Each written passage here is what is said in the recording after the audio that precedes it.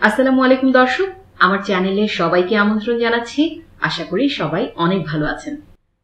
আজকে মজাদার chicken sandwich তৈরি করে দেখাবো। এই স্যান্ডউইচটা তৈরি করা একেবারেই সহজ আর খেতেও বেশ ভালো লাগে। বাংলাদেশের বিভিন্ন ছোটখাটো ফাস্ট ফুডের দোকানগুলোতে খুব সহজেই এটি কিনতে পাওয়া যায়, কিন্তু আমরা যদি ঘরেই এটি তৈরি করতে পারি তাহলে কেন আমরা দোকান থেকে কিনে খাবো, তাই না?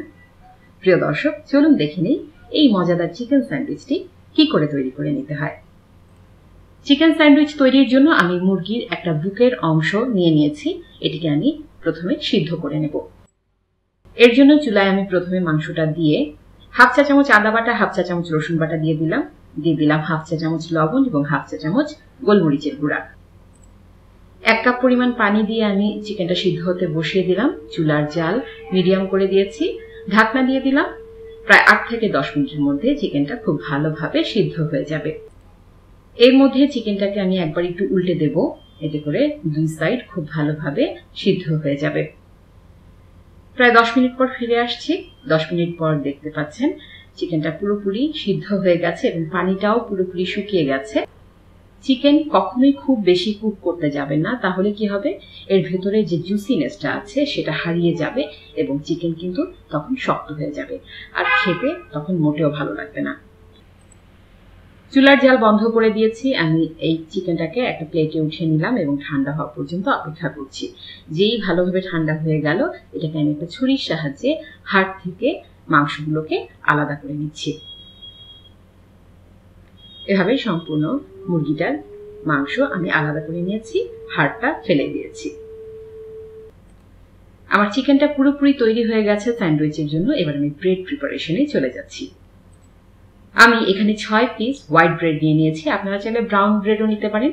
প্রথমে আমি ব্রেডের যেই ব্রাউন অংশটা আছে এই অংশটাকে কেটে নেব। একটা ধারালো ছুরির সাহায্যে আমি কেটে নিচ্ছি। প্রিয় দর্শক, এই যে চারপাশের অংশটা আমি কেটে নিচ্ছি, আমি কিন্তু এটা ফেলে দেব না। আমি এটাকে শুকনা তাওয়ায় টেলে একটু মচমচে করে নেব এবং এরপর এটাকে ব্লেন্ড করে নিলেই কিন্তু ব্রেড ক্রাম্ব হিসেবে এটা পুরোপুরি তৈরি হয়ে যাবে। এভাবে আমি সবগুলো ব্রেডের সাইডগুলো কেটে নিলাম। ব্রেডগুলো স্যান্ডউইচের জন্য তৈরি হয়ে গেছে। এবার স্যান্ডউইচ তৈরিতে চলে যাচ্ছি। আমি এখানে চিকেনে প্রথমে হাফ চা চামচ পরিমাণ গোলমরিচের গুঁড়া দিয়ে দিলাম। একটা ডিম আমি সিদ্ধ করে ঝুরি করে নিয়েছি। সবজি গ্রেটারের সবচেয়ে ছোট যে ছিদ্রটা আছে এই ছিদ্রটা দিয়ে আমি ডিমটাকে ঝুরি করে নিয়েছি। ডিমটাও দিয়ে দিলাম।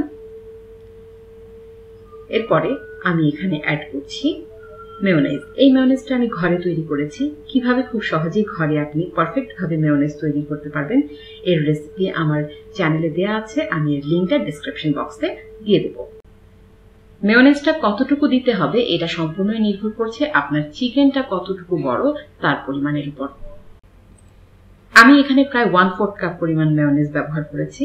আপনাদের হয়তোবা সামান্য কম বেশি লাগতে পারে। দিয়ে দিচ্ছি প্রায় 1 টেবিল চামচ পরিমাণ বাটার। বাটারটা দিয়ে একটু ভালোভাবে নেড়ে নিচ্ছি। এখন আমি এতে অ্যাড করব গ্রেটেড মোজারেলা চিজ। আপনারা চাইলে স্লাইস চিজটাও ইউজ করতে পারেন, আবার চাইলে নাও দিতে পারেন, এটা একেবারেই অপশনাল। আমি প্রায় 2 টেবিল চামচের মতো চিজ এখানে ইউজ করছি। আপনারা বাড়িয়ে বা কমিয়ে নিতে পারেন। এবার সমস্ত উপকরণ ভালোভাবে আমি মেখে নিচ্ছি। যদি এই ক্ষেত্রে আপনাদের মনে হয় আরেকটু মেয়োনেজ লাগবে তাহলে আপনারা এখানে আরেকটু মেয়োনেজ অ্যাড করে দেবেন, কারণ আমার যেই স্যান্ডউইচের যে ফিলিংটা এটা কিন্তু একটা ক্রিমি কনসিস্টেন্সি হতে হবে। এবার এই যে স্যান্ডউইচের ফিলিংটা আমি তৈরি করলাম, এটিকে আমি দুটো ভাগে ভাগ করে নেব। একটা ভাগ আমি স্টোর করে রাখবো, এটাকে আমি এখন সার্ভ করব না। আর যেই অংশটুকু আমি সাদা প্লেটে নিয়েছি সেই অংশটাকে আমি এখন সার্ভ করব। সেজন্য এটাতে আমি শসা কুচি এবং গাজর কুচি মিশিয়ে দিচ্ছি পরিমাণ মতো। আমি যেই অংশটা স্টোর করে রাখবো সেটাতে আমি এইসব সবজিগুলো দিতে পারবো না, কারণ সবজি থেকে প্রচুর পরিমাণে পানি ছাড়ে। শুধু যে অংশটা আমি এখন সার্ভ করব সেগুলোতেই আমি সবজিগুলো মিশিয়ে দিলাম। এবার স্যান্ডউইচ তৈরি করে নেওয়ার পালা। প্রথমে আমি একটা স্লাইস পাউরুটি দিয়ে দিলাম। এর উপরে যে ফিলিংটা তৈরি করেছি শসা আর গাজর মিশিয়ে সেটা দিয়ে দিলাম। একটা চামচের সাহায্যে আমি খুব ভালোভাবে ছড়িয়ে দিচ্ছি ব্রেডের গায়ে, যাতে ভালোভাবে স্যান্ডউইচের ফিলিংটা লেগে যায়। প্রিয় দর্শক, এখানে আপনারা ততটুকুই ফিলিং ব্যবহার করতে পারবেন যতটুকু আপনাদের ভালো লাগে। এখানে কোনো পরিমাপ নেই। আরেক স্লাইস পাউরুটি আমি উপর দিয়ে দিলাম, একটু ভালোভাবে চাপ দিয়ে দিচ্ছি। আরো কিছুটা চিকেন মেয়োনেজের ফিলিংটা নিয়ে আমি উপর দিয়ে ছড়িয়ে দিলাম। এখানে আপনারা চাইলে 2টা স্লাইস দিয়েও স্যান্ডউইচটা তৈরি করে নিতে পারেন, আবার চাইলে 3টা স্লাইস দিয়েও তৈরি করে নিতে পারেন।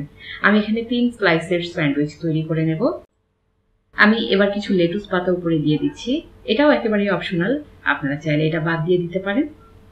লেটুস পাতাটা দিয়ে আমি উপর দিয়ে আরেকটা স্লাইস পাউরুটি এভাবে চাপ দিয়ে বসিয়ে দিলাম। এবার একটা ধারালো ছুরির সাহায্যে কোনাকুনি করে কেটে স্যান্ডউইচের শেপটা দিয়ে নেব। একটু লক্ষ্য রাখতে হবে ছুরিটা যাতে খুব ভালো ধারালো হয়। স্যান্ডউইচের শেপ দেওয়া হয়ে গেছে। প্রিয় দর্শক, আমার চিকেন স্যান্ডউইচ একেবারে তৈরি। আমি আশা করছি আমার আজকের রেসিপি আপনাদের ভালো লেগেছে। যদি ভালো লেগে থাকে আমার চ্যানেলটিতে একটা লাইক দেবেন এবং আমার পরবর্তী ভিডিওগুলো পেতে আমার চ্যানেলটি সাবস্ক্রাইব করবেন। রেসিপি ভালো লেগে থাকলে আপনাদের ফ্রেন্ডস এন্ড ফ্যামিলির সাথে শেয়ার করতে পারেন। আর যদি কোনো কিছু জানার থাকে, ভিডিও রিলেটেড কোনো কোশ্চেন থাকে, আমাকে কমেন্ট বক্সে কমেন্টস করে জানাতে পারেন। এবার আপনি এই স্যান্ডউইচগুলোকে চাইলে এভাবেও সার্ভ করতে পারেন, অথবা ক্লিয়ার র্যাপ দিয়ে পেঁচিয়েও এগুলোকে সার্ভ করতে পারেন। বাচ্চাদের টিফিনে, লাঞ্চ বক্সে অথবা বিকালে চায়ের সাথে যেভাবে খুশি পরিবেশন করতে পারেন। প্রিয় দর্শক, সবাই অনেক ভালো থাকবেন। পরবর্তীতে আবার দেখা হবে নতুন কোনো রেসিপি নিয়ে। আজ এই পর্যন্তই। আল্লাহ হাফেজ।